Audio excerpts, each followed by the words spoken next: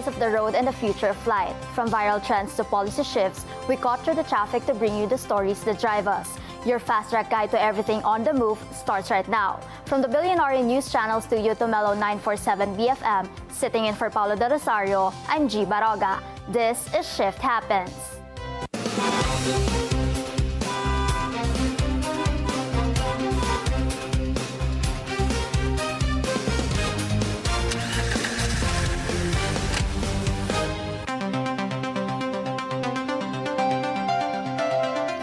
Ground, mobility is the lifeblood of our communities, connecting people to work, education, and opportunity.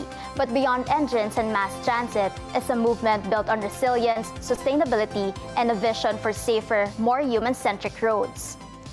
For thousands of Filipinos, the bicycle is no longer just for recreation. It is a tool for survival and empowerment. Commuting on two wheels requires discipline, vigilance, and an unwavering commitment to navigating an ever-changing urban landscape. As our cities struggle with congestion, active transport continues to emerge as a critical solution for sustainable mobility. It is a movement driven by passionate communities advocating for equitable streets, proving that inclusive infrastructure can fundamentally transform how we move. Active mobility goes beyond just painted lanes. It builds community, promotes health, and demands social accountability. It pushes for the creation of bicycle-friendly cities where streets are shared safely by everyone, from motorists to pedestrians. As we recently celebrated World Bicycle Day, the momentum for active transport stands as a powerful example of citizen-led leadership shaping the future of transportation. To help us understand the evolution of cycling communities in the country, the realities of road safety, and the efforts to build a more sustainable system for Filipino commuters, we are joined today by an active mobility advocate, sustainable transport champion, and the founder of the Tiklop Society of the Philippines, Pio Gerona Fortuno Jr.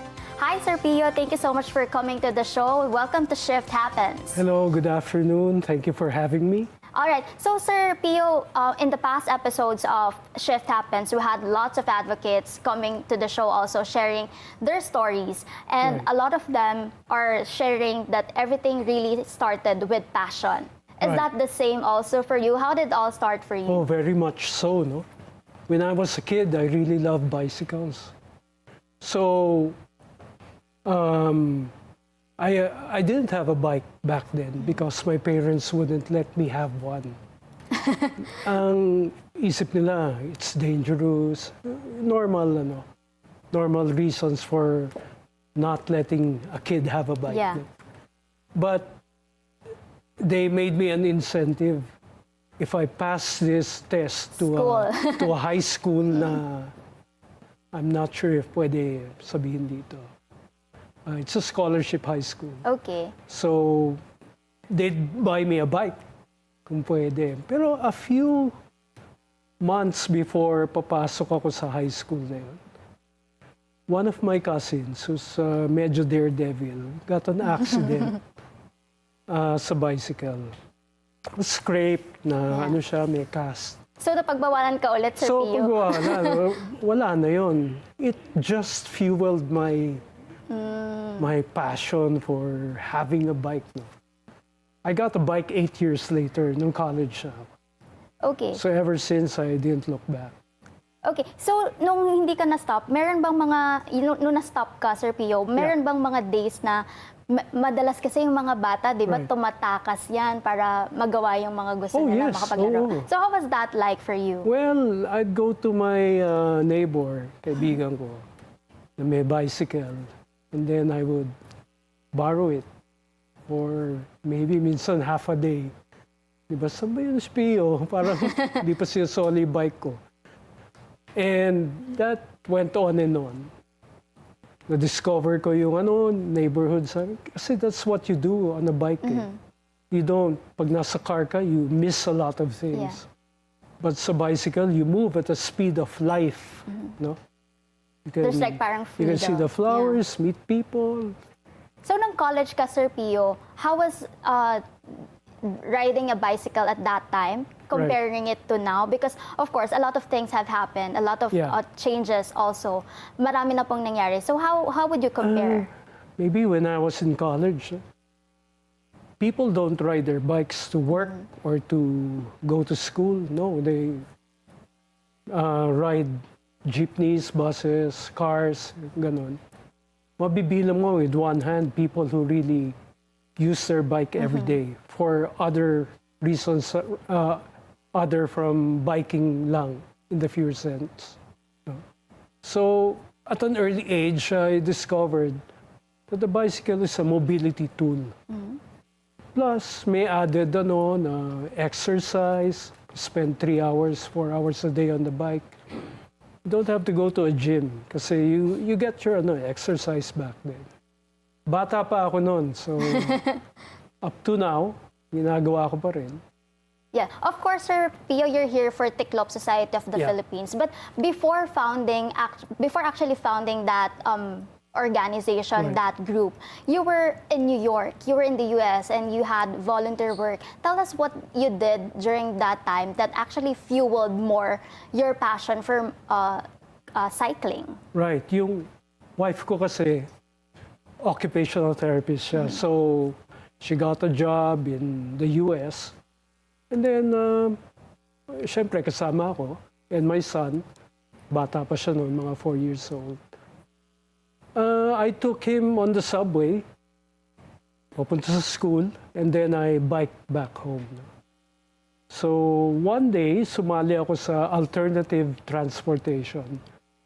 That's a big commuter-friendly, commuter advocate group sa US. In the US? In New York, actually. So, ang pinaka-project namin dati, we used to count bicycles on one street corner. How many bicycles pass on what time of the day and all that. And this is because you need data to figure out which routes are heavily traveled by bicycles, which routes are hindi. And the information that we got was made several years later into a traffic plan for Manhattan and other boroughs of New York. So now you see bike lanes, you see some roads are one way to accommodate a bike lane because it's hard kung two-way tapos may dalawang bike lane. So it has to be one way. And may emergence of Amsterdam-style bike lanes, which means ito yung sidewalk, bike lane, and then park the cars medyo middle of the road. So in effect, the cars protect the... Okay.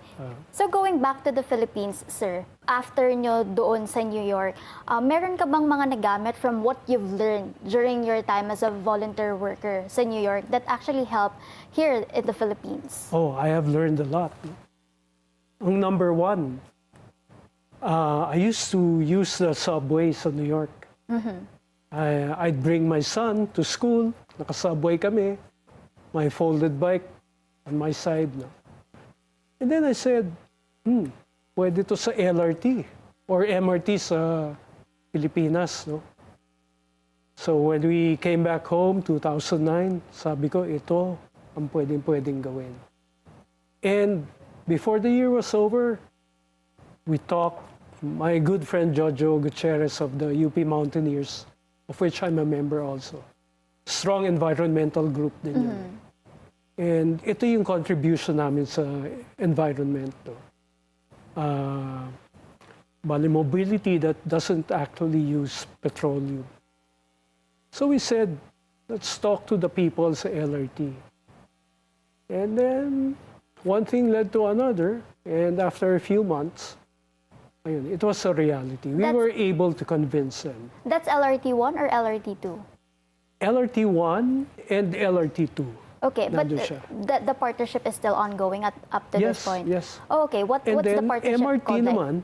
MRT naman, it took them a couple of years more to be convinced. So, lahat ng trains na ngayon. Okay, what's the partnership called po? It's called bike on, bike off. Meaning?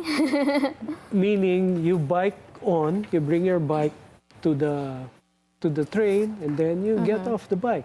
And we call this bimodal transportation.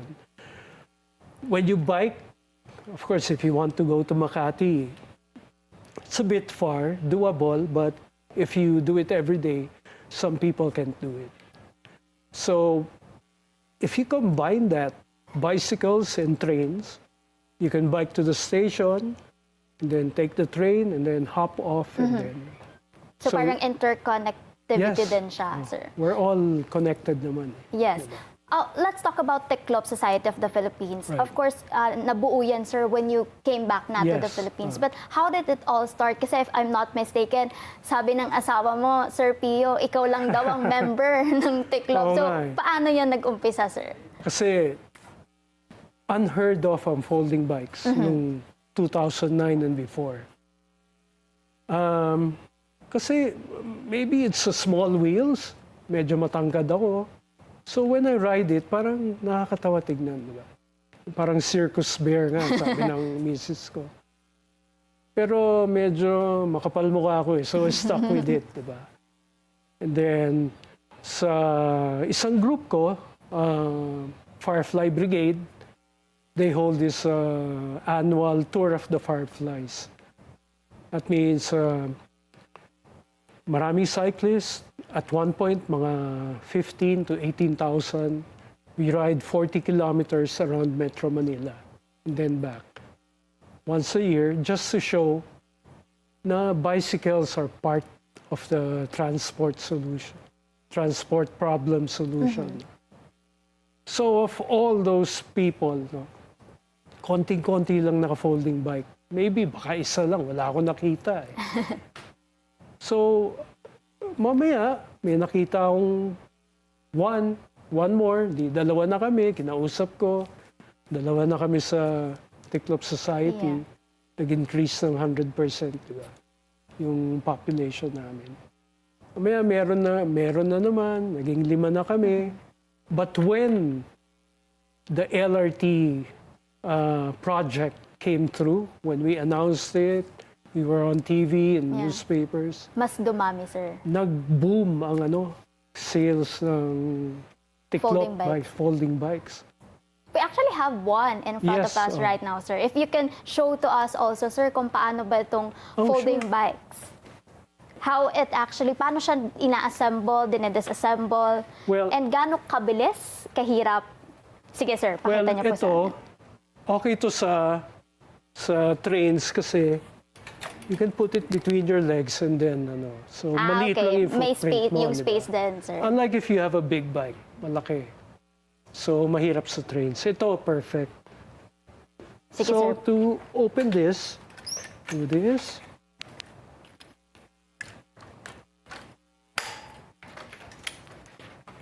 Oh, mabilis lang. Walang 1 minute. Lang. And that's it. Oh, that's so fast. Apo. And then when you fold it again po, same process lang din siya. You just reverse the process. Do this first. And then, yun. Wow, that's fast. Right. It takes a little bit of practice. Pero, yes, on your commuting, sir, lagi nyo talagang dala itong bike nyo? I have several bikes. So this is just one of the many. Ito, favorite ko kasi mabilis siya. Very light. And minsan kasi masikip sa trains. Sa trains, so, yung especially option pagka po rush hour. Pag rush hour. So the workaround around that is to bike all the way. Okay. Which I like to do anyway. So. Yes, but is there like issues we can go back here, sir. Okay. Are there issues that you are actually facing right now when it comes to, using bicycles as a form of transportation when it comes to mobility? Because since I've mentioned earlier, we had a lot of biking advocates here on the show. Yung infrastructure, that's one. Right. So apart from that, sir, meron pa, what other bad experience do you have also? Actually, kasi old school ako eh. So at first, ayoko ng bike lanes eh. No?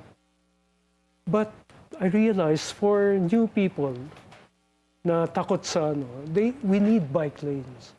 Not only an ordinary painted bike lane, pero protected. Ibig sabihin may barriers. We have very little of that. So, sana magawa ng paraan yun. And, the conflict between motorcycles and bicycles. When, ang delikado kasi if you mix both of us. We're slow moving, sila mabilis. They're much heavier, kami light, di ba? Yeah. So lugi kami sa, in case of an impact, di ba? Yes. Let's cut right there, Sir Pio. We'll take a short break, and when we return, we'll talk more about the growing movement toward active mobility and sustainable transportation in the Philippines. Stay with us as we explore the journey, the advocacy, and the vision behind the push for a more bicycle-friendly future. We'll be right back. You're tuned in to the Billionaire News Channel and Mellow 947 BFM.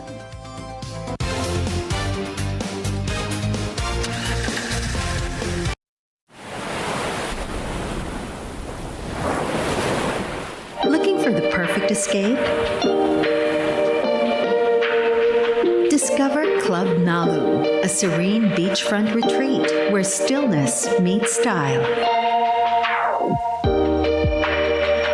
Nestled along the quiet shores of Bacnotan in La Union, Club Nalu is designed for slow mornings, ocean breezes, and moments that help you unwind. From cozy rooms and sun-drenched villas to relaxing spaces inspired by nature.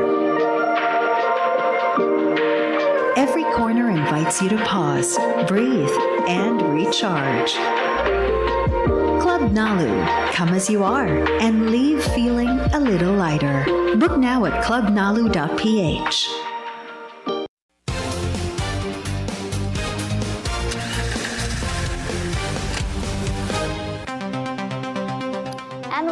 This is Shift Happens. We're still with active mobility advocate, sustainable transport champion, and the founder of the Tiklop Society of the Philippines, Mr. Pio Gerona Fortuno Jr. And for those who just tuned in, we are live on the Billionaire News Channel and simulcast on Mellow 947 BFM. So, Sir Pio, before the break, we were talking about the challenges of, cyclists here in the Philippines. And of course, this is the public-private partnership is needed. This is an effort for not just the commuters, the cyclists, but also from all other road users. So apart from the challenges in infrastructure, the government plays a key role when it comes to actually addressing all of this. So at this point, we had the pandemic before. We had now the challenges in fuel prices, the fuel crisis. So right now, where is the government in solving these issues? I think on a national level, I think they're going to sink in some money to improve the biking infrastructure in the city. But in order to do that, you must have communication with bicycle advocates. No? And I hope they do that. But on an LGU level, some cities show great promise, like Quezon City, Marikina, and others. No? Kasi gumawa sila ng bikeways office. So this is our hub for communication from the people who bike to the people in government. And once there's engagement na ganun, it's a really good thing. Kasi they listen to what we want, then we have input, and then they do. Most of the time they do. They do the bike lanes mga ganda. Yeah. You mentioned, Sir Pio, about bicycle advocates. And alam natin na dito lang sa Metro Manila, madaming mga groups, including, of course, Tiklop Society of the Philippines. Do you guys convene to actually work together on something, on one goal, on one mission? And ano yung pinaka-role ng Tiklop Society with all those initiatives? Most of us are friends, so we get together informally. And then in certain formal settings like yung kapihan sa Quezon City, it's It's held by the Green Transport Division of QC, no? Ayun, lahat kami nandun. And then we bounce ideas off each other. And more importantly, may mga LGU representatives who listen to us. So minsan they want to build this and ganyan. And then we say, oh, you don't need to do that. This is what you have to do. Of course, may constraints and sila, budget and... Okay. Was there a time, Sir Pio, that parang kayo, looking at the status right now with all that's happening, was there a time na parang nawawala na rin kayo ng pag-asa with everything that's happening na parang wala namang nagbabago? So, and what actually motivates you to keep that fire burning with your passion, with promoting active mobility? First of all, I have convinced myself that bike advocacy, it's an uphill battle. No? So if there are any wins along the way, I take it. Pero eternal optimist ako. Kung bicycle advocate ka, you have to be one. Because minsan government works so slow, no? Lalo na sa legislative, sa House of Representatives. Ang dami na naming bicycle bills na sinusupport. And then, it falls flat lang. Kasi hindi na susupport ng iba, may ibang mas importanteng bagay. But on the LGU level, mas maganda yung engagement namin. Not all LGUs, pero some are better than others. And it is hope that other LGUs will emulate them. What do you think needs to be done, Sir Pio, to actually, you mentioned about legislations na hindi nagpo-push through. Right. What's missing? Bakit hindi siya nagtutuloy? And what could be done to actually see that into fruition? It's parang it's a political game eh. Pero this is supposed to be a feel-good law, di ba? Yeah. If it comes to fruition. And with that in mind, dapat walang political color to kasi it affects all of us. Pero, well, for some reason that I don't really understand, mas magaling talaga gumalaw sa LGU level. And you've mentioned LGUs such as Quezon City, Marikina, but apart from that, siguro on a provincial level, what are other areas do you see na merong support for active mobility? In the provinces, magaganda rin eh. Like Iloilo, Cebu, okay din. Baguio, may mga bike advocates kami doon that we keep in contact with. No? And kung kailangan nilang tulong, we do lend support. No? On the whole, it's a whole lot better now than, let's say, 10 or 20 years ago. No? Yeah. Kasi dumadami na rin eh, yung awareness. And sa tingin ko, as with everything, education is key. Not only educating the bikers, also educating the motorists, the LGU, the legislation, DepEd actually. Sa So tingin you start from students? Yeah, they should teach basic traffic skills sa mga students, Yes, how to bike. pagtawid pa nga lang, sir eh. Paggamit ng pedestrian lane, paggamit ng sidewalk. Exactly.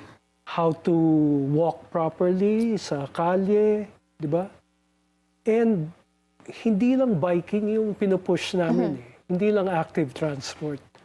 We also push walking, better sidewalks. And the backbone of everything is an efficient mass transport system. We need trains, yung carousel. We need more of that. Sir, with Tiklop, of course, that's just not in Metro Manila. I'm pretty sure you also have members Oh yes, across. all over the world actually. Oh, all Yeah, over the world. yeah. How many members do you have right now? And all over the world, ano po yung projects na ginagawa niyo with other countries? When I say all over the world, yung Facebook namin. Okay. And most of them are Filipinos. No? They hear about Tiklop and then magtatayo din sila ng chapter nila doon. And then we have certain rules like be courteous on the road, wear a helmet lagi, ganon. So siguro nearing 40,000 na yung ano namin. Oh, wow. Ang dami Yeah. na, sir. But of course, not all of Facebook yun eh. Dito, yung people who meet physically and ride together, we have a lot of rides, by the way. Marami-rami din. Active yung group namin eh. Okay.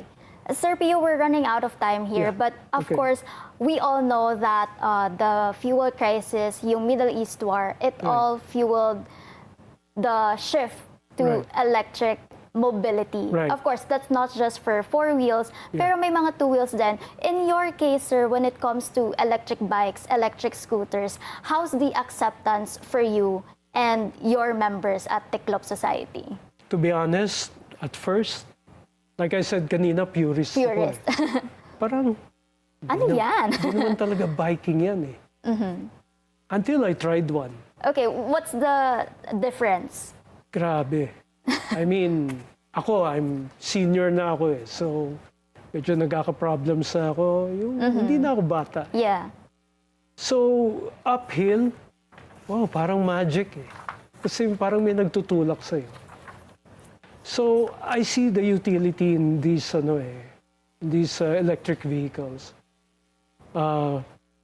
Kung medyo matanda ka na, kung medyo may kapansanan ka, or if you want to go to work na hindi ka masyadong pawis, helping hand talaga ang ano eh. So, ngayon, I'm integrating it into my groups. Okay, so the group has already embraced Yes, electrification as right. well. So he is the founder of Tiklop Society of the Philippines, also an active mobility advocate, a sustainable transport advocate as well, and he is Mr. Pio Gerona Jr. That concludes a round of the stories driving the industry forward. Sitting in for Paulo Del Rosario, I'm Gie Barroga. Join us again tomorrow on Shift Happens, your fast-track guide to everything on the move. Keep it here on the Billionaire News Channel and Mellow 947 BFM.